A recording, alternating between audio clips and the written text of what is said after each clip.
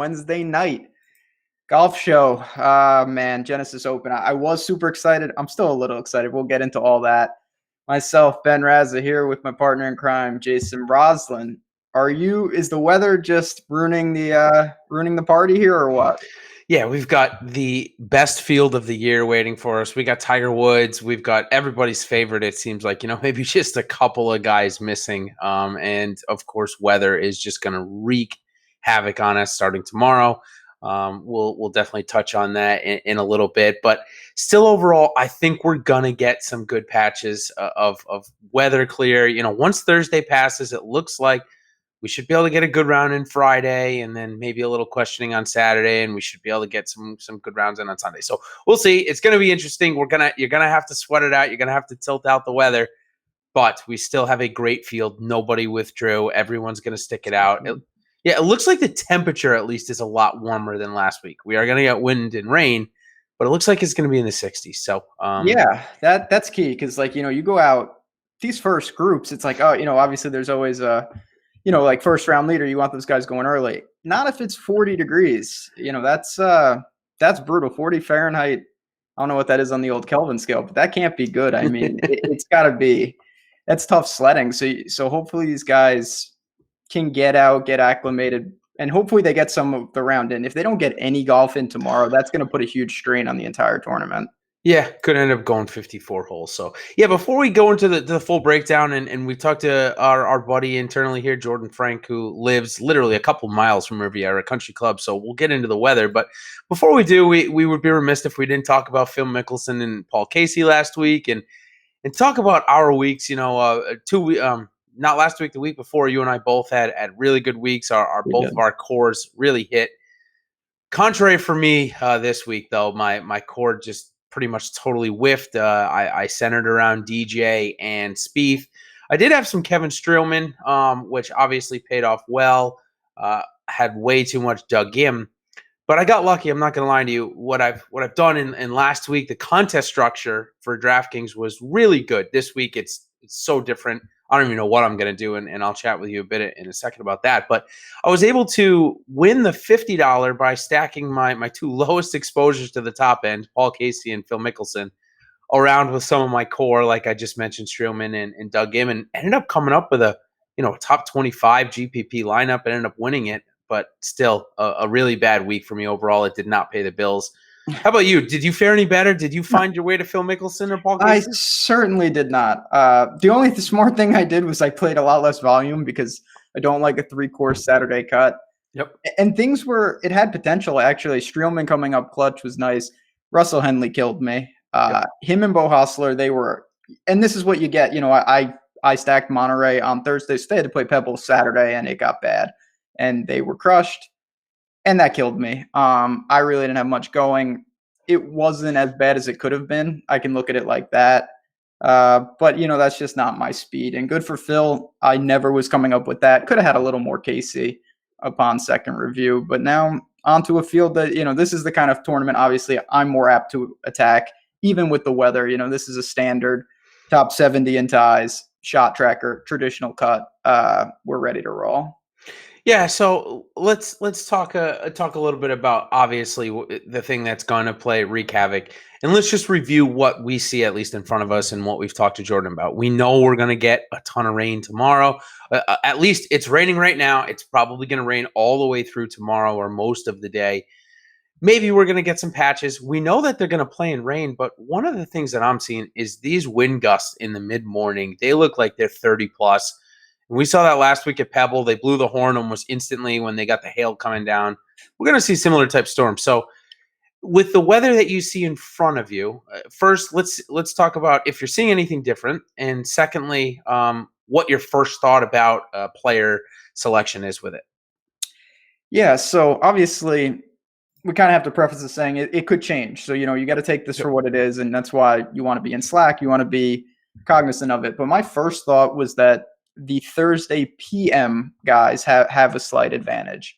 I just have a hunch that they won't finish tomorrow, so maybe they get some of that first round on Friday morning, and then they would go right back out and see some softer, easier conditions. That's just like to say, who knows where the delay gets, because I see exactly what you do. My biggest question, and I don't think we have an answer to this, is who's on the course when that real bad wind uh, is there? Is it the guys who are supposed to tee off at 7 o'clock in the morning just starting, or is it the the noon guys who are starting on the second wave? I don't think we really know that answer, and that obviously determines a lot.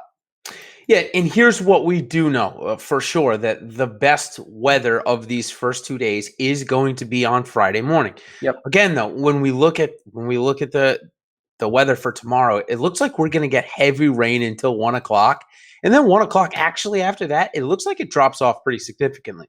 So we'll just play one scenario out here. Winds and rain keep the golfers off the course until 12 o'clock tomorrow. That means your 6:40 a.m. tee times are going to be teeing off at noon, which likely means maybe they get done round one, which means probably that the PM guys on Thursday start their first round on Friday morning, and they're basically going to play marathon golf. If that ends up being the case, the Thursday PM guys definitely look like they get the better split, even if they got to come back Saturday morning. Looks like Saturday morning is going to be, it's going to be a little chilly, but it looks like it'll be okay. Maybe a little windy, no rain. So if that's the way that it goes, it looks like it. Now, if we get a total washout tomorrow, Thursday AM guys now, if they're going to tee off first thing Friday morning, definitely are going to now have the advantage, because it definitely looks like it is much better Friday morning and getting, again, gusty winds in Friday afternoon. So definitely a couple ways to play this. And I think you and I talked about it a little bit before the show. I think it just, which takes away a little bit of the edge maybe in lineup making. I really think you probably need to lineup stack or a tee time stack this week. Oh yeah. And let's break into that a little bit. Have you started to look at tee times, and what are some of the ones you're focusing on?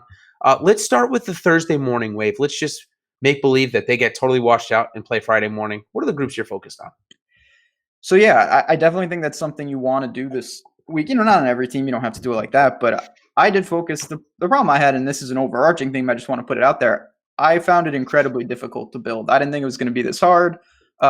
Limited guys I liked at the bottom, but from the opening, say the early groups, and this is where it gets, I'll start right in the first guy off. Charlie Hoffman is a guy that's risen in my ranks a lot. Him and Bud Collier together, I like both of them. I'm a little nervous if they have to go out and they get that wind. But, we talk about correlation all the time. You can build to different win narratives. So I have some teams with those guys getting ideal conditions in mind. And then I have some other teams where I have a feeling I'm thinking they get destroyed. So you can look to them. Obviously, the big gun, Dustin, him, Bubba, and Champ go off early. And then, your boy Spieth is early. But I do worry about what these guys see. So I found plenty of guys in that range. Tony Finau's another one. You can go balanced in the morning, but overall, it's difficult to find those 6K plays anyway. But even if you're splitting up a wave, for sure. Yeah, and in the 6:40 tee time, it's got plenty of big names just on both sides. We got Jason Kokrak, who started off the week probably low ownership and now has really spiked in both on the Oswald side, which just released their ownerships a couple of hours ago. It looks like he's mid-teens ownership, so definitely getting quite a bit of buzz, and he will be the first guy off. And then, of course, we've got a guy that you and I loved for almost all of this year and missed the cut last week after playing 5 weeks in a row. This will be his 6 weeks, and that's Sung Jae Im. So a lot of firepower, a lot of interest going off in this first group. So certainly something to look at. And now, which I think probably ends up, if we're flipping a coin, it probably ends up that the Thursday PM ends up with a better draw weather-wise. Probably. Again, we have no idea, but that's what we're going to presume. Are there some tee times that you're looking at there, or stacks of guys? I mean, listen, we're going to get great players in both range, but just a couple of guys maybe that you might be focused on. Obviously, we'll get to the big players here in a minute, but just some tee times in the afternoon that you might want to look at. So yeah, for the afternoon, this is where it got tricky for me, because we're obviously going to talk in depth about Kyle Stanley, but he's in that wave, and he's a key piece of my stacks there. I found it very difficult to go 10K plus and not dip into the sixes. So when I went and got Rory, who is a late tee time, I found myself needing to get Kyle Stanley on a lot of those teams. Sergio's also in the back, towards the back. I like him. Him and Louis are two plays that I really like. Louis in the early wave, Sergio in the late wave. And then dare I say, I know he's playing with Rory, but for the first time in a long time, I have some Tiger this week. That's a rarity for me, but I did find that I had to start with him on teams. I thought I could make him my second man in. That was really difficult. I did it a little, but overall, I think for me was identifying those lower owned plays that I'm comfortable with in a given wave and then building around that. Yeah, absolutely. And we'll get into a couple of those low owned plays for sure. Tiger might end up being one of those low owned plays, and we'll chat about him in a minute. No, certainly, I think and I was talking to one of our guys in the Slack channel before, and I mentioned to him that I built 100 FanDuel lineups, and that's what I've built so far, and I'm going to build most of my lineups after the show. And I built them all by hand, and I actually didn't do any tee time stacking with those first 100 just because I think a lot of people are going to be doing that, so it could end up being a little bit edged to not stack the tee times. However, with my remaining 50 lineups in my GPP, I will be doing tee time stacks, and I will probably favor something like 30-20 or 35-15 towards the PM.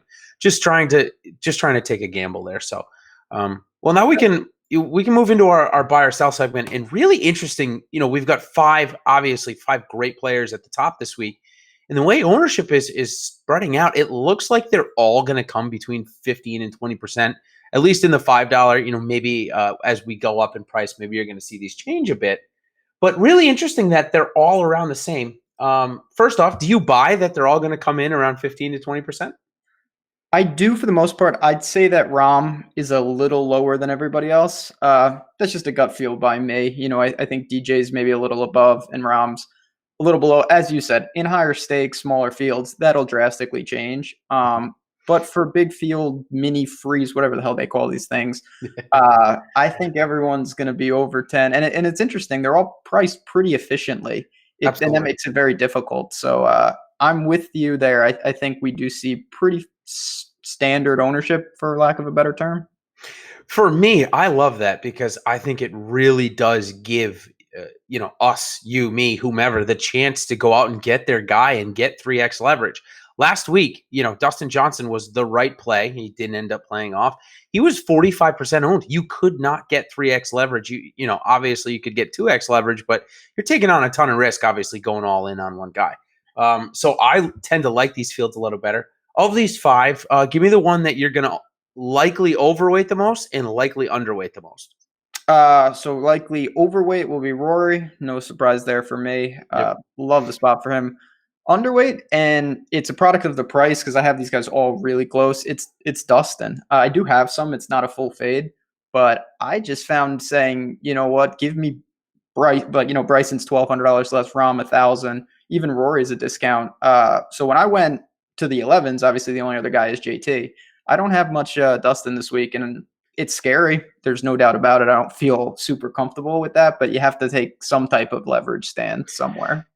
Yeah, exactly. And when I first start, any tournament and everybody has their own process. And one of the things that I do is write down the top 10 guys that I think are going to win. And the first 5 names that I wrote down were the 5 top guys, as they should be. But with that being said, I think if it comes down to taking one guy overweight, I'm just going to go to the salary cut and take Bryson DeChambeau.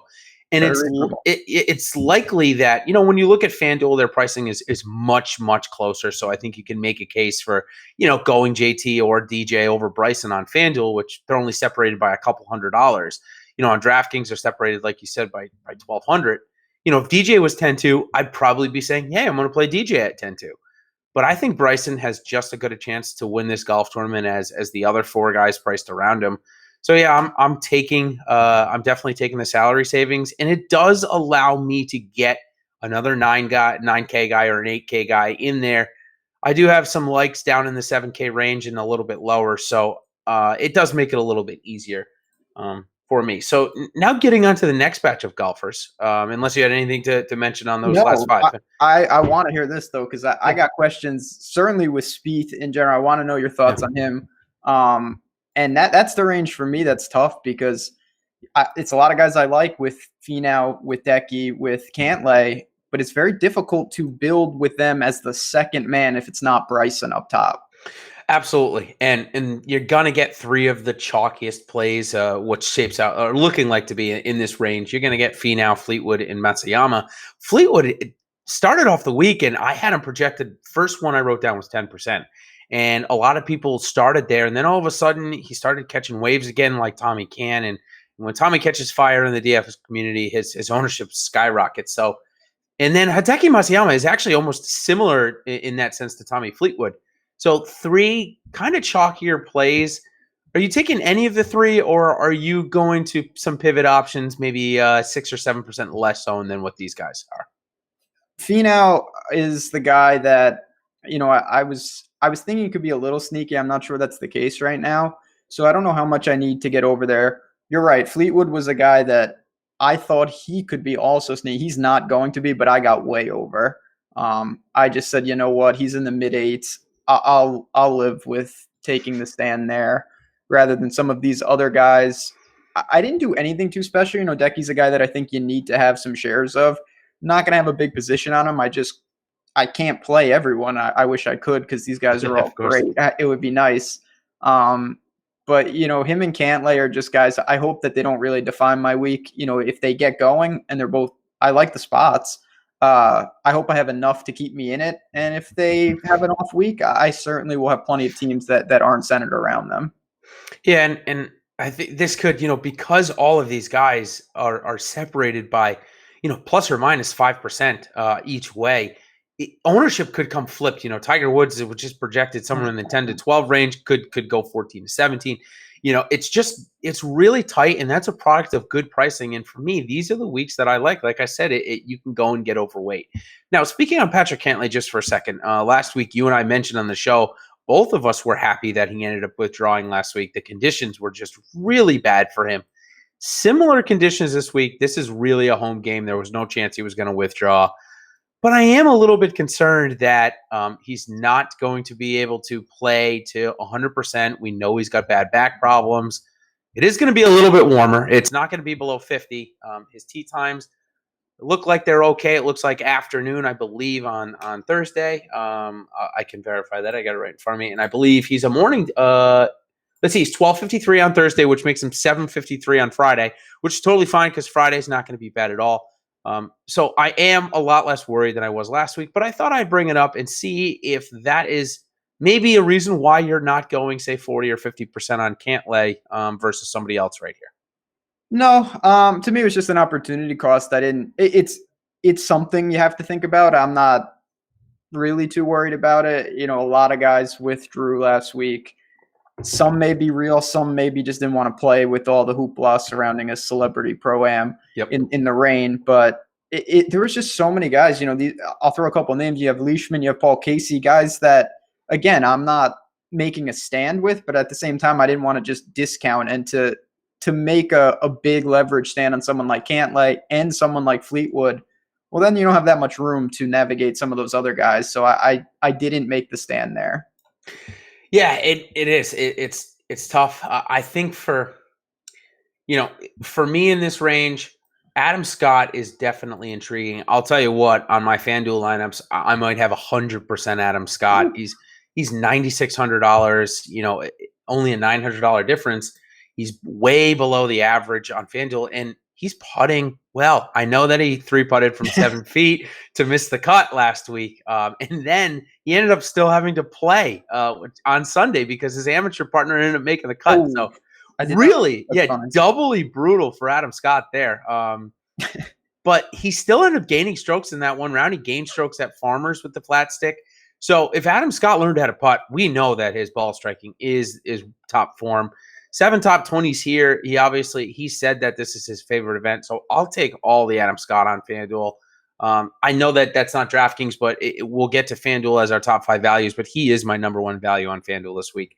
I am struggling a bit in this range because the only guy I don't like is Matt Kuchar. I'm out. I'm fading him. I'm back to the fade train on Kuchar until he's in the 78 to 7,500 range. I think it's just way too expensive. I know he had a decent week last week, but I do believe that this caddy story is going to cost some clout. I I think it's going to just be a little overhanging. I think he's going to just see a little bit of regression from these 2 wins that we saw over him. So I don't know if I'm taking a huge stand at 10% ownership, but that's one guy I probably will have less than 5% of it this week. I'm not going to have a lot. It's funny. He's a guy I really don't have a ton of interest in, but there is a chance that I just hedge him in the sense that he's on my cash team, and that's it.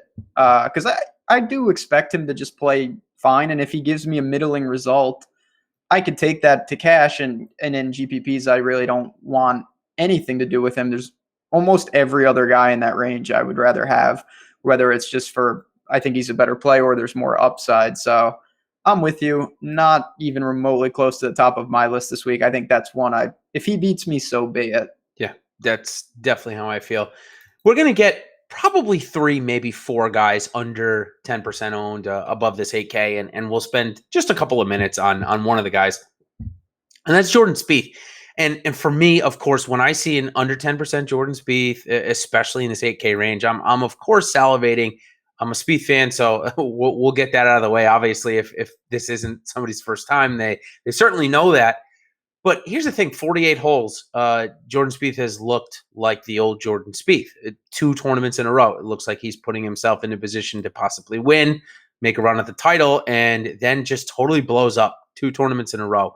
If he gets by 48 holes, is he in play for you, first off? And secondly, where do you see his 8% value starting to return value for you if you do end up rostering him?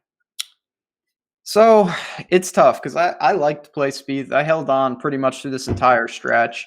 Yep. The thing that I'm a little confused. It's more concerned, I guess, is that, in both of these tournaments, he's really taken advantage of these easier courses. He murdered Monterey and he murdered Torrey North. Then he got to Torrey South and he had a problem with the driver. At Pebble, he obviously had a problem off the tee. Mm-hmm. That does worry me. If it plays long, we'll have to see. Now, you can get up and down from the rough here. Obviously, he's a wizard around the green. His putting we know what he can do there. If he's sub 10%, I may take a position, slightly over low teens and say, you know what, if he can hit a top 10 and if he can be my second man in, I can live with that. But I do have some legitimate concerns that, I don't expect this to play easy at all. And I think right now, Spieth has taken advantage of just dominating easy courses, as he should, but he's had some trouble on some of these longer, tougher tracks. He has, and it is a bit of a concern. The thing is, I will say about his round at both at Pebble and at Torrey South, he was playing much better than the average score that day until the 12th hole or 13th hole of the day in both rounds. So it's definitely mental with Jordan. There's no doubt about it. 2 tournaments in a row, it's been that -11 number that he's gotten to and fall back. He finished at -5, he finished at -7. So obviously, there's definitely it's for me looking at Jordan. It's all mental. There's nothing physically wrong with him. And at 8% in one of the toughest fields of the year, you're going to see me in the $10 probably be somewhere at 30 or 40%. I'm going to take my 4x leverage this week. I may fade him in the bigger dollars. I'm having a little struggle. Now, DraftKings really doesn't have a bigger dollar this week per se that I'm looking at. I didn't cash the 15 last week. I had a terrible lineup. So I'll take a week break from that. But I might play him on the FanDuel one just because it's a little easier to get him in, and I'll do that morning stack on one of my lineups on FanDuel. But I just think at 8%, we've seen Jordan come really close. It's not like he's missing the cut or just, getting through the cut and then middling. No, he's getting himself into position to win a tournament or top 5. So I'm going to take my shots here and of course live or die by Jordan Spieth in the MME this week. Yeah. Moving on from him, though, we've got 3 other guys that are going to be probably sub 10%. A couple of them have popped really recently, and one of them, obviously, I believe is a more recency bias and maybe a little bit of temper tantrum bias, if you will. And we'll start with him, and that's Sergio Garcia. I've seen him at most 10%. I've got him somewhere in the 8% range. The Awesome guys, we got him over at about 10%. So right there around there. What are you doing with Sergio? And do you think more people end up going to him, or do you think this temper tantrum meltdown is causing a few people maybe to come off of him? I'm in on Sergio. I like the price. I like the spot. He has what I think is the better draw. He's in the afternoon. The one thing, and it's not going to deter me, but I think Sergio's kind of steaming right now in the sense of there's some movement towards him. I wouldn't be surprised, maybe not in big field tournaments, but in higher stakes, maybe some smaller field type things for Sergio to creep up there. He makes a nice piece, kind of in either build. If you jam someone, you can still easily get to him. If you go balanced, he can be your third, even your fourth guy if you really went balanced. And he makes a lot of sense. Obviously, he can handle a course like this. I don't worry about anything like that. Sergio is kind of like Louis to me. It's very tough to peg where their game is at. They come out one week, they look incredible. They come out another week and they're in last. But he's a guy I'm gonna get over on, regardless of where the field is. So at this point, you're not fading him because of his temper tantrum, which is the prudent play. We always want to try and take emotion out when we can. I'm not either. I'm certainly buying in, especially in MMA. If he does end up close to that 8 to 10% range in that $10 mini freeze, or let's just say the big tournament on DraftKings, the $10 big tournament on DraftKings. If he does come around 10%, I think it's a great spot for Sergio. Two other guys that'll be pivots right in this area from Sergio and maybe from some of the Adam Hadwin chalk, which we'll talk about right after this. But two other guys that have popped very recently, Chez Reavie and Brandon Grace, both looking at that Jordan Spieth type ownership, 8%. Can you make a case for either? I'll give you the floor to try and make a case for both, or tell me neither on both. Neither for me on both. I get it. Especially if I was hoping they'd creep into the teens. I really was hoping that Chez would get up there because I don't like him at all. And it's not even, obviously they're playing well. We've seen them, but I think this tournament, you want guys coming in good, but recent form, I don't want to split hairs, but it doesn't translate. And since this is a different course, I don't think you can take much away. You can look at some of the data and whatnot, but I expect a whole different skill set to shine here, especially if it plays extremely long. And this is a stronger field, and I think they both kind of are getting a price bump as they should because they're playing better. So I just talked about Sergio, there's a bunch of guys that I think are just overall macro level better players. I usually, because I go a lot on feel, I go more towards who do I think is the better golfer, especially if ownership is somewhat stagnant. For all these guys, I went Sergio, I went Louis, RCB is right there. There's a lot of guys, so neither of them cracked my lineups. Did you find any interest in there? Grace would be closer for me for what it's worth. Grace definitely closer. I'll just give 2 seconds on a little lineup build, but as we talked about, I'm starting with Bryson DeChambeau in most lineups. And again, he's not going to be in 100%. He'll probably be in the 60% range. So let's just take it as one of those 60. Let's say I am going to stick with my Jordan Spieth strategy. I'm at 76.50 remaining after those two guys. So if I do try and jam in Grace, I don't think there's any chance that I'm going to be able to get my guy like Adam Scott or Tommy Fleetwood or Patrick Cantlay or Tiger Woods for that matter. So I think that's where I'm struggling a little bit. Like if I do, let's just say I go up to Tiger, who's the highest price. I got to find Johnny Vegas and somebody else at 6,500 to fit that lineup in. So very bad. It's bad. That's why I think I'm struggling a little bit more with Grace. Whereas if we just go with Bryson, Jordan, Tiger, I got 7,100 left to spend per guy or just under. I can find three guys at 7,000 or below or that I can fit in the lineup. So I think that's where I'm struggling a bit. I don't think Grace will get over 10% for me. He'll probably match the field, and I'll probably go with you on the Reavie stance. I'm not going to lie. Get Chez out of here. Yeah, Chez has had his run, and he's made his money, but it's time to go. That's right. So next guy I want to talk about looks like he probably will be the highest owned guy of the slate, which maybe surprises me, but maybe not quite as much as I thought it would, just because his course history is good, his recent form is good, and that's Adam Hadwin. What are you doing with the 7.8 chalk in Adam Hadwin first, and then we'll talk about pivots if you're not playing them. I'm surprised too. And it's funny. It's one of these things. It's like, that seems crazy. But then if you ask me who's the highest owned player, if it's not him, I don't know. So maybe yeah. I have Hadwin in cash. I have some in tournaments, but if he's 25%. Like I'm not getting over on that. I just can't.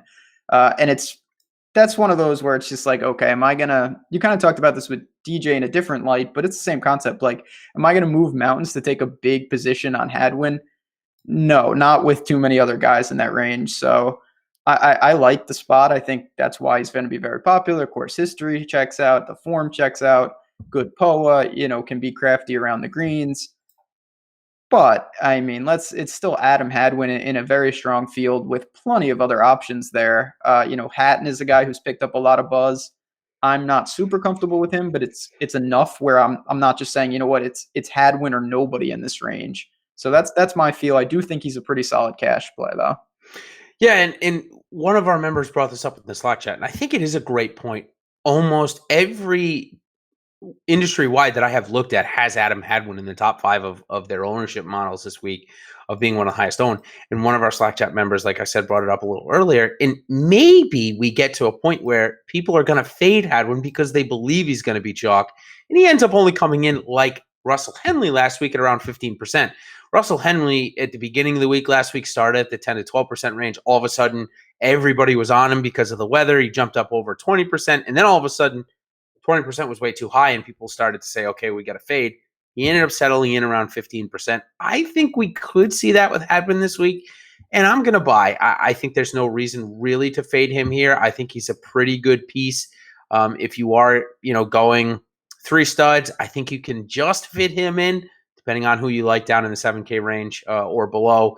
But I think you can fit him in. I'm not going to lie. I'm not going to get over 30% on him, because I do like Cabrera Bello. I don't know if I like Terrell Hatton as much, but I will tell you, and this is next note, I think I might go back to Sung J M here. I know and I called for the fade last week, and I definitely was against the grain. He was 25% owned roughly, and he was 8,400. So it probably was my biggest and best fade of the week, but I still suck, so it didn't end up mattering. I'm interested to go back here. 7,700, 7% owned. Ball strikers course. I think it's definitely more of an ownership play for me because I would have been off of him. But 7% gets me back in. How about you? Yeah, there was something you honestly, I do, again, I'm in the same boat. It didn't really help me, but I do owe you that because something was just not right. Im stood out. I liked him. The more I dug, the more concerned I got. You weren't on him. It just didn't really fit last week. And you saw the results were not good. That guy, he doesn't take a week off. That freaks me out. But honestly, and I know this is a somewhat subjective comment, I'm glad he got cut. I think just taking a breather, not having to grind out another day, gets an extra day of rest, comes here, because he's played a lot of weeks in a row. And I don't know how he'll handle a course like this. Again, I think this is relatively new for a lot of players, especially these young guys. It's tough conditions and whatnot. But I'm with you. I'm a lot more interested this week. The ownership, the bubble has kind of burst.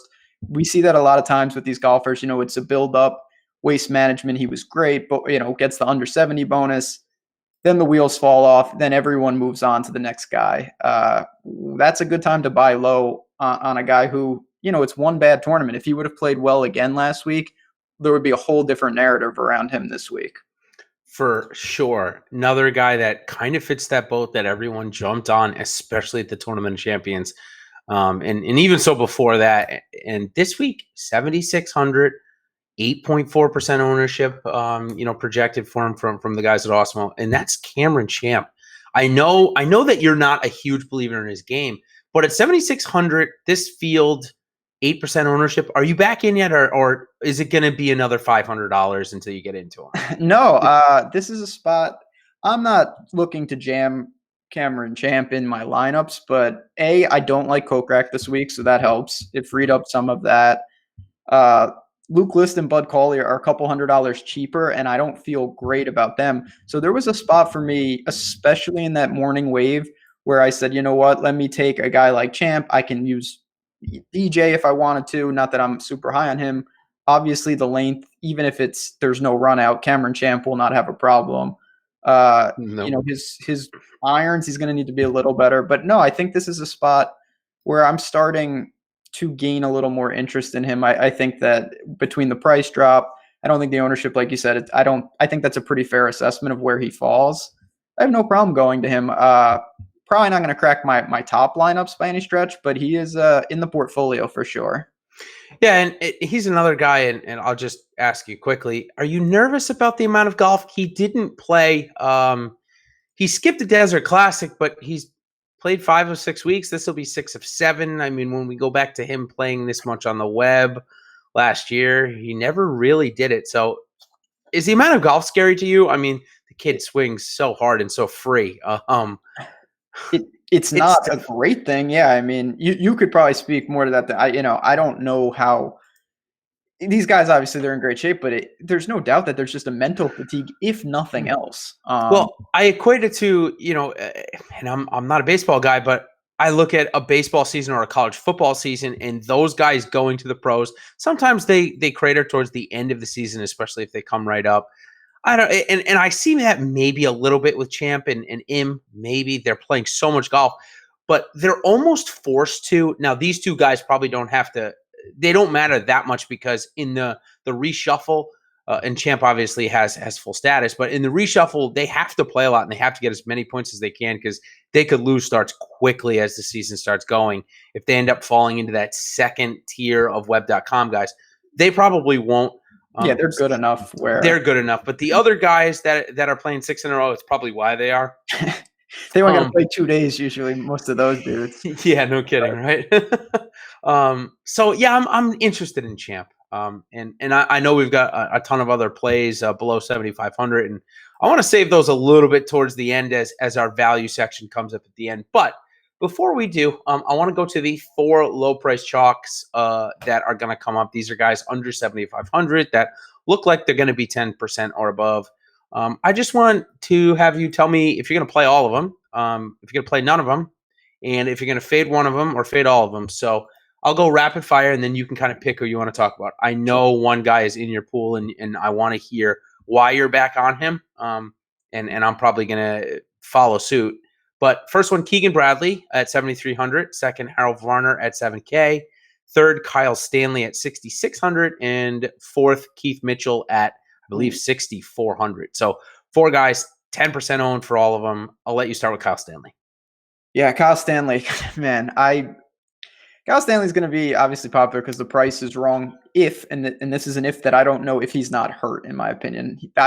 He's the one guy I worry about that there's something actually wrong. He couldn't even birdie Torrey North, so he had some real issues last couple weeks. Obviously, he didn't play last week. But having said that, I didn't find much in the 6s that I really was comfortable with. And I said, you know what? I'll take the risk that Kyle Stanley is a better golfer than almost everyone down there. Maybe it's just a minor blip. Maybe it's a slow start. Hopefully he reworked, hit the reset button, and he comes out and he needs to make a cut. That's what you're asking at 6,600. Keegan and Harold Varner are guys that I rarely play. I actually have both this week. Again, a lot of it's out of just necessity. I needed guys in the low 7s. They're pretty consistent. Keegan, as erratic as he is on the greens, tee to green, he's fantastic. Great iron player and whatnot. So I think you can go there. The one guy I wanted to ask you about is the 4th of him. It's Keith Mitchell, and he's super obviously cheap. I just really worry about where his game is. Obviously, off the tee is not the problem, but the rest of his game is pretty weak. Yeah, it is, and I will say 2012 NCAA championships, he had a top 10 here, and the field was fantastic. I mean, you had Thomas Peters win it. Jordan Spieth was in the field, plenty of other guys. Do I take a lot of stock in that? Not really, because, we didn't have DJ and all them, Rory and such. So Keith Mitchell is interesting where I loved him at the Sony Open, top 10. He did everything he was supposed to for us. Now he's just grinding out cuts. I mean, back-to-back, basically last place finishes. It doesn't look great. I would rather go to Johnny Vegas here, who looks like he's going to probably be half the ownership. Johnny Vegas in grind out tournaments. We saw it on Sunday at the Waste Management where he shot 3 under, which I believe was 4 strokes better than the field or somewhere around there. I'm very interested in Johnny Vegas. He's a core play for me this week. In these type of tournaments, I saw it at the Zurich Classic in 2017. He was a top 5 there in very similar weather patterns. So for me, I don't know why if I'm making a bigger deal than it really is, but it seems like Johnny Vegas in a grind out situation just seems to show up. And at 6,500, I'll take it. Huh. Yeah, I mean, Vegas is a guy, obviously, I think a lot of people are going to be forced to examine at a necessity. I know I'm a broken record, but you take one of the 10K plus guys and someone in the nines, you're going into the sixes. And there's not that many reasonable plays. So that is interesting, but those guys, they're going to define the lineups this week. Obviously, you need them to just make cuts, and that's what I'm saying with Kyle Stanley is make a cut. I don't really care. You come in 35th, I'll live with it. You need to play 4 rounds for me. Even 40th, if he throws in a birdie streak, he's going to present that value. So speaking of making cut, you mentioned Matt Kuchar is kind of your guy that you're like, you know what, I'm just going to hedge and put him in my cash lineup. That's actually what I'm doing with Keegan Bradley. I see them as similar type golfers. And, I'll obviously take the $1,100 price discount from Kuchar to Bradley. But yeah, I'm throwing Bradley in my cash lineups. I think that he's probably the way he's playing now, the way he's ball striking. I think he's a pretty solid bet to make it to Sunday. He's a pretty solid bet to get inside the top 35 here. We've seen him top 10 here a couple of times, so we know that if he makes a couple of putts, his ball striking is good enough. Obviously, making putts is a little variable, especially with him. But yeah, that's what I'm doing with the Keegan Bradley chalk. I'm just going to play him in cash, maybe a little bit in GPP, but honestly, not that much. Unless I see something where I think the top 10 upside can come back, I would actually rather go $300 less and go to Harold Varner, who has really surprised me. It hasn't just been ball striking. Varner's been good around the green. He's been relatively good with his putter. So at 7K, 10% actually doesn't scare me with Varner. He would be my pick of the 4, and then it would be Kyle Stanley as number 2. Like I said, Keegan Cash 3, and then probably not much Mitchell 4. But how about Harold Varner the 3rd for you? Yeah, he certainly checks some boxes. Obviously, he's been playing a lot more. He used to be very erratic, and I found him a valuable fade, especially when the ownership would creep up. But lately, he's playing really solid golf. I still, again, I have concerns with everyone in this range. I prefer Charlie Hoffman to him, especially if the weather is in, and that's a big if. But Varner's a guy I definitely have some exposure to. He's got the length, scores. If he finds 4 rounds, I have no doubt that he's the type of guy who outscores his placement. Which for that, like you said, someone like Stanley, placement point, it could be a point here, a point there. What you're really looking for is can they make some birdies? That's really the name of the game. So I'm with you. I'm a little nervous about it, but you got to take some stands and got to be somewhat uncomfortable this week. I think there's no way around that. Definitely. And some of the values that I think this week we'll probably get to in our next segment, which is our Make the Cut segment, which I have used, a few people have asked me in our Slack chat, in the direct messages, how do you use this Make the Cut segment? Why do you pick the guys you do? I will say the higher price guys are more to see, to get a test on if you or I are going to fade them really. And if we don't think they're going to make the cut, most of the time we're going to fade them. However, for these lower price guys, if you're looking for that GPP option, most of the time, all these guys are going to be under 10% owned that I bring up. And maybe you're just looking for that cut equity. So first one that I'm going to bring up, very interesting that we're talking about this guy at 7K and way under 10%, but it's Joaquin Niemann. Are we ready to get him through? Just like we just said about Kyle Stanley. Dude, see Saturday or see the 3rd round. That's right. Can we get Niemann back across the cut? And if we do, what do we do with him? Do we play him yet or not quite? I have some, but man, I mean, I do think that he finds the cut. Obviously, I worry about his scrambling, and I am worried in general. He's another one, not to the extreme of Kyle Stanley, but I think Niemann would be a little higher priced if he had shown anything recently. It's been bad. I'm gonna say he sneaks through, but man, I didn't make him a core play, and I just couldn't get there on a large scale. Yeah, Farmers, he tore up the easy course, very similar to Jordan Spieth, ended up finishing almost in last. I mean, he's got a top 10 at Shriners, which was over the fall, but other than that top 10 at the Shriners, he hasn't had a top 25 since the John Deere Classic. So the form has really been bad since he bursted on tour and just had top 10s, every other week, it seemed like, for quite a while. So with that being said, at 7K, under 10%, I don't think he's ready for the weekend. However, I am going to have 5% of him because I think he falls into the Harold Varner boat that if he makes the cut, he'll outscore that value in the tournament. This tournament, 10x is very, very good. You're looking more for like 8.5x. And I think if he makes the cut, he's going to give that to you. He makes birdies. That's just what he does when he plays. So I don't think he makes the weekend, though. Next guy who is in very similar form to him, who's got good course history, seems like if we were looking at last year's stats, he should be 8,200. And I'm talking about Brendan Steele. How about a fall from grace from this guy? Can we see him get into Saturday, or to the third round, I should say? And when are we going to see him get to the third round again? I don't know. I used to play Brendan Steele all the time. Right. I love that guy. And he would just dominate the California swing and then just be awful. Now he's just awful the whole all year. The time. Yep. I think, you know what? I'm going to be wrong. You could put him on the list, and until he makes a cut, I'm going to say another bad week for Brendan Steele. I have literally no interest. Same here. I can't believe we're saying that. I mean, this guy was a DFS, basically a DFS god last year. Or it might have been 2 years ago. Honda Classic, he started off with a quad on his second hole. Yeah. Ended up making the cut. He was 25% owned. I mean, everybody loved this guy, and now he is just, you can't pay people to roster him. So very interesting. Next guy who's gotten chalky a couple of times, much higher earlier in this year, actually hasn't missed the cut in quite a while. So I put him on here because he's not getting the buzz that he certainly was getting. Like I said, I'm just going to verify the last time he missed a cut. Yeah, missed a cut at the RSM, but prior to that, he hadn't missed a cut since the Travelers back in June. I'm talking about Chung Tiong Pan, or CT Pan. So funny, one of those names that everybody changes.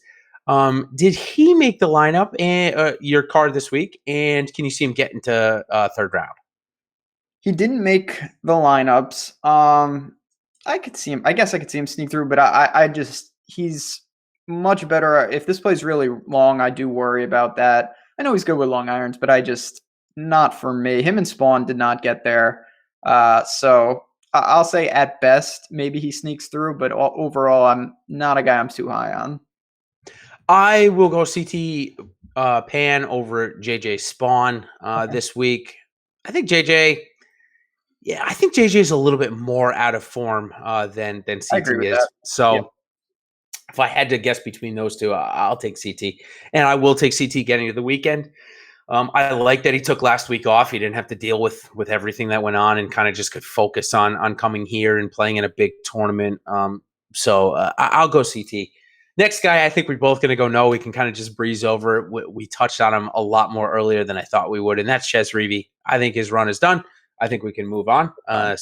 See you next week, Ches, or maybe not. Well, maybe for the WGC Mexico. I don't know if he made it or not. Probably not. Next guy, interesting. Great. Did you and I a great service last week. He's probably the reason that I didn't have a catastrophic week. Kevin Streelman. Kevin Streelman. What do you think? Very clutch. Love Kevin Streelman in life. Thanks for the good week. I jumped right back off. I think this not the greatest course fit for him. I prefer Varner and a couple other guys in that same range. Yeah, and I'll just say a quick note on Streelman. He's last week 7,000 yards. He can get away with those 265s to 280 drives. That's right. He's not gonna be able to this week. He's gonna be hitting 3 hybrids where Cameron Champ's hitting 6 iron. It's just going to happen this week. And I say 3 hybrid. I mean, I don't know that he carries a hybrid. He's a pro golfer. He probably doesn't. But it just goes to saying, I think the length will get to Streelman. I would rather go to guys that are just as informed, like Harold Varner, who's got 20 or 30 yards on him. So next two guys are priced in the 7,400 range. You and I definitely liked this guy a couple of weeks ago, and he's missed a couple of cuts now in a row. And that's Abraham Answer. Can I get you back on the train? Can I get you to the third round? And can we get him back playing good golf that we thought he was playing? I mean, definitely been a disappointment for me. I'm not going to lie. Oh, my God. I never played him, jumped on at the wrong time. I'm not the only one. I know a friend of the show, Jack, would agree with this. He's been killing all of us. You know what? I'm going to say that he does right the ship here and starts to trend back. He played a lot of quality golf. As much as it's been a sour taste the last couple of weeks, I think he does enough here to find the weekend. Not a big staple of my lineups, but someone I say fire him up. No problem there. Yeah. Going back to him, not 25%, probably 15 or 20, which should get me double or triple. So last week, this guy led the field in greens and regulation. Definitely getting a little bit of buzz at 7,400, and that's Sung Hoon Kang for all you OWGR references, or just Sung Kang for most other outlets. What are you doing, Mr. Kang, this week? Sun Kang, yeah, this is Sun Kang. Every so often we get a random S guy Kang. who might be chalky, and Sun Yeah. Kang has the mantle this week. Everything checks out. I get all of that. I'm not there. I'll say a short week for Sun Kang and possibly a good pivot if you do think he gets chalky. Yeah, interesting. We got going to Mayakoba, 29 miscut, 10, 20 miscut, 14. So he's kind of fitting into this like Taylor Gooch type range that you and I talk a lot about. That's like, yeah, if he makes the cut, expect him to get top 20, but he's got just as many miscuts as he does top 20s. So I would rather pivot to Abraham Answer if he's going to get chalky. I think that the run, maybe not the run ends. I think he probably just regresses to a miscut this week, and maybe we'll see him next week. Ty Hatton is very streaky with almost every club in his bag. We've seen him play pretty good actually over here in his couple of starts. A decent performance on Sunday at the Waste Management when conditions were bad. What are you doing with the 30th ranked golfer in the world? Like I said, 15th at the Waste Management, so pretty good finish. You going back to Ty Hatton, and will he see the third round? I will say he will see the third round. I like him. The question I have is how popular is he going to be? So I have some Ty Hatton. I just don't know if it's going to be a huge position, and that's because of the field, not because of me. So I think he's good enough to give you 4 rounds, though. I should have saved him to the end because he would have been a perfect transition into the FanDuel value. But so table that for about 2 minutes because we got 3 more guys that I think are in people's player pool that I want to talk about. Charles Howell III. I think that's a really interesting one for us to chat, and then we'll chat Luke List. So that'll be our last 2. Let's talk about Charles Howell III first, though. He does have a miscut here recently. Within the last couple of years, I believe, but also has a decent finish. We know his form is rather pretty good. I mean, best we've seen from Howell in quite a while after the win. You think he continues his made cut streak and gets it to, let's see, 6? Or do you think he is leaving Los Angeles for Vegas early? I'm going to say he gets 3. Charles Howell's always kind of in the conversation for cash because he's very consistent. He does make a lot of cuts. A lot of times, and I will say credit to him, the finishing points, I mean, he won this year. That's stuff that we don't really see from CH3, but I think he does enough to see the weekend. But sadly, he's in a price range where seeing the weekend is only one step. It's not the only step. Yeah. I think he's intriguing because I think a lot of people, are going to go to RCB, Hadwin, and Ty Hatton in this area. So I think he does make an intriguing play. He is going to make a couple of my lineups, and I can't see him not. I mean, if you look at last week, and I wish I had done this before I came on, I thought about it right as I started. I'm like, man, I wish somebody gave me the average age of golfers that made the cut last week. Because it just seems like in grind out events, you do see some of these older guys that have been around longer, maybe learn how to grind it more or have, obviously learn the skills to be able to get through an event like that. And I think Charles Howell probably has played in enough of these where he gets through and definitely has a chance to get inside the top 25. So that will do it. Oh, no, sorry. One more. Luke List. Did you cover Luke List? I don't think we did. Yeah. Real quick with Luke List. Yeah. I'm using him in some GPPs. I think the upside justifies it. Big miscut liability, though. I do worry about that with a guy like that, but I think he's justifiable, even if you do think he misses the cut, to sprinkle because he does. I think he still has the upside that people covet. Yeah, and here's the thing about Luke. It's not like he's missed dramatically the last couple of times out. He's missed right on the number. I mean, Waste Management, looked like he had a chance to, maybe even top 10, top 15 there. Ended up missing right on the number. Desert Classic, similar thing. So I'll take the 4th place finish at RSM as upside and 4th place finish at the Safeway as upside. 7,400 for a guy who's only played 3 times this year. So it's not like he's as run down as Cam Champ and Sung Jae Im, who've played 6 straight weeks, let alone only 3 times in the year. And List has missed 2 of those cuts. So he really hasn't played that much golf. I'm definitely going to have some look list this week. No doubt about it. So let's move on. I did mention Ty Hatton as an extremely good value on FanDuel. Let's talk just a little bit. FanDuel this week has got a $7 that looks like it's still got room. 25K up top there, so pretty good. They've also been putting out a $3 that is a nice multi-enter tournament for people that enjoy doing that. It's a nice price point, but it looks like that already filled, which is great. That should be up next week. So, yep, like I said, the $7 got about 25% left. So let's spend a couple of minutes on FanDuel. Ty Hatton I mentioned, and Adam Scott as my top 2. Why don't you give me a couple? Sure. So Tony Finau, 10-6, I think is a pretty decent price there. You can do a lot more. There's a lot of dynamic pricing over there where you can get some different combos that you wouldn't be able to on DraftKings. Yeah, you mentioned, I can second Adam Scott. 9,600 is a very good price. And I'll throw Mark Leishman in there. He's a guy, he's 10-2 over there. He's in a mix on DraftKings with a lot of heavy hitters. I think on FanDuel, you get a little more flexibility. He's not going to break the bank as much, but you want to be cognizant of some guys. Obviously, if you love a guy and you think he's going to win, the price is kind of secondary. But there's a whole bunch of guys where ownership, price, things like that will determine what I want to do with them. So, you can mix and match and be a little price specific, site specific. Definitely. Certainly agree. I'll give my 2 best punt values, if you will. One of them is Max Homa. He is the min price.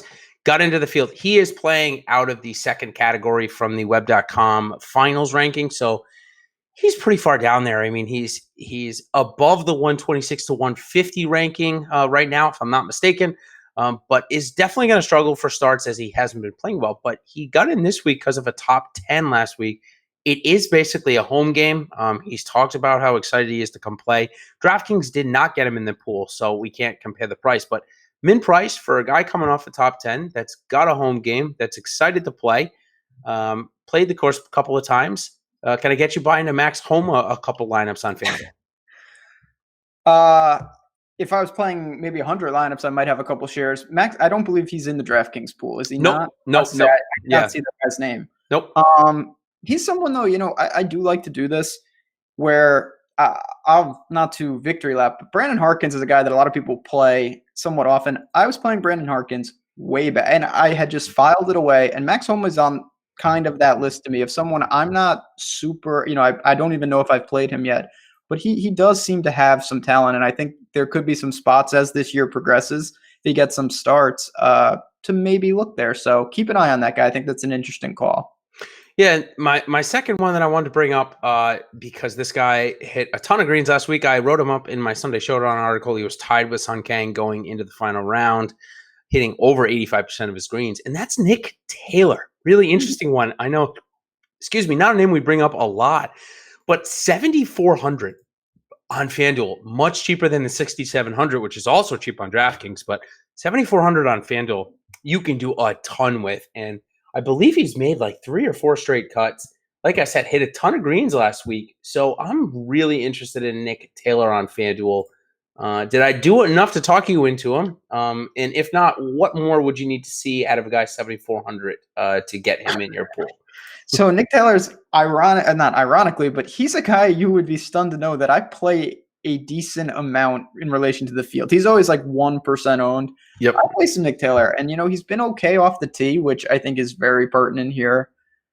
The thing that concerns me is a couple times I felt like I've gotten Nick Taylor right, and I haven't been paid off in the sense that he kind of gives you a 40th. I don't know how high that ceiling is. I think he's a pretty good bet to find 4 rounds, and if you're in a jam, you could do a whole lot worse than Nick Taylor. But keep in mind, if you're trying to take down a tournament with 100,000 people, I'm not sure that Nick Taylor plays a role in something like that. It's a great point.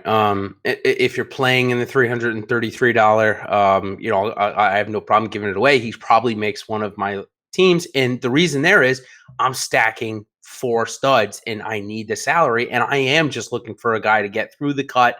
I'm not looking for a guy to, go out and beat 60,000 other lineups or 20 other thousand. I'm just looking for, him to get me through the cut to beat 40 other lineups, so to speak. Mhm. So interested in Nick Taylor. Quickly, because we're running up on our time here. Yahoo, another decent sized contest week. Not great. They're kind of going a little lower. Any quick values there? Any min price guys that you'll say to take a look at? Yeah, two I'll throw out there. Bud Cauley is $21, and Martin Laird, who I don't even love in this tournament, but he's the flat min at 20, and that's someone where if he was the flat min on DraftKings, I'd be singing a different tune, obviously. So those are two guys I think you need to seriously consider. Definitely. So as we come to the end, we want to put out our wildest picks, our hottest take, if you will. It's just something fun that we like to throw out there. And this week, I'll go first, and I will go out and say that. Let's see. I'm going to go on the missed cut side, Okay. and I'm going to take that.